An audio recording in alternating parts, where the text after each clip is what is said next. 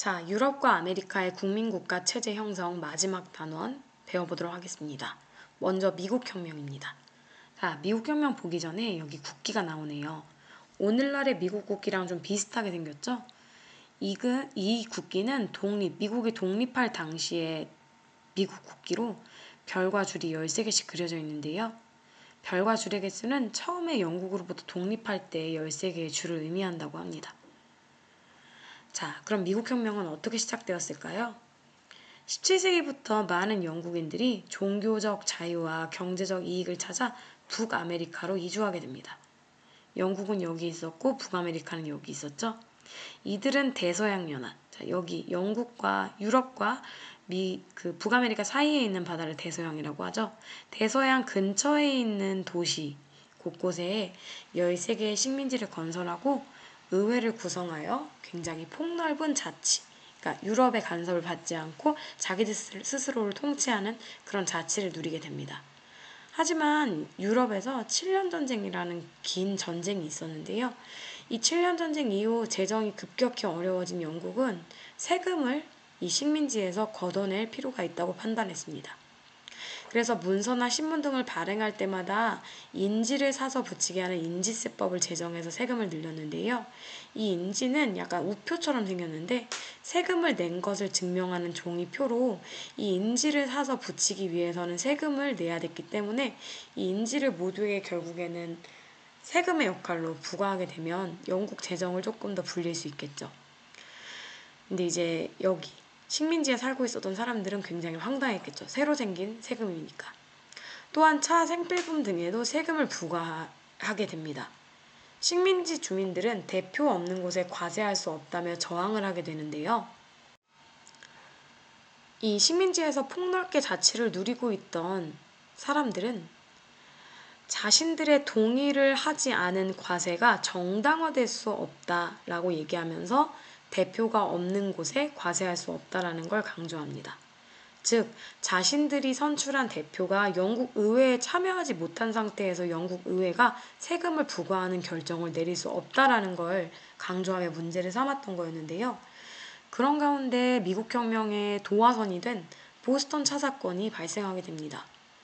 보스턴 차 사건은 식민지 주민들이 영국 본국으로부터 차 수입을 막기 위해서 보스턴에 정박 중이던 동인도 회사의 배를 습격해 마시는 차예요.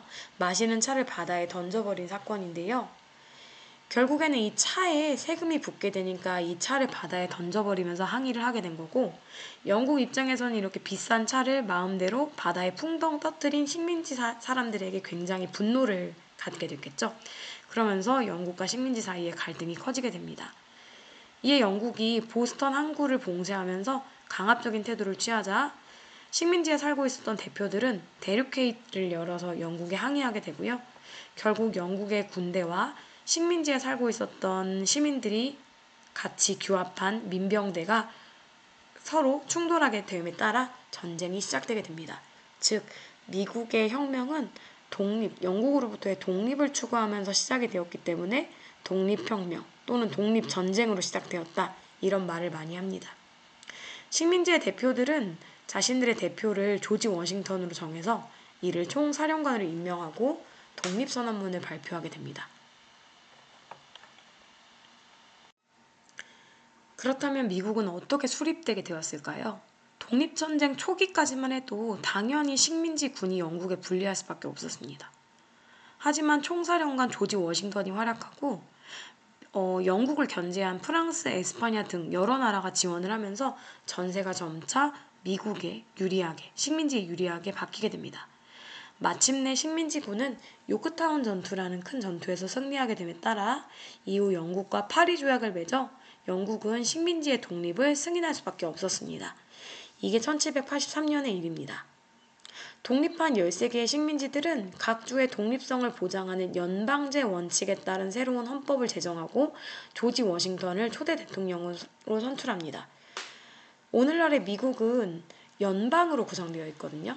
그 안에 40여 개의 주가 각각의 독립적인 권한을 가지게 되는데, 그래서 그 주마다 그 법도 다 달라요. 그래서 이 전체 연방을 이제 거느리는 대통령의 역할을 트럼프가 하는 건데요. 이런 느슨한 약간 연방제의 원칙에 따른 각 주의 독립을 보장하는 게 바로 이 독립전쟁 때부터, 독립전쟁 이후에 독립을 하는 과정에서부터 생겨난 것입니다.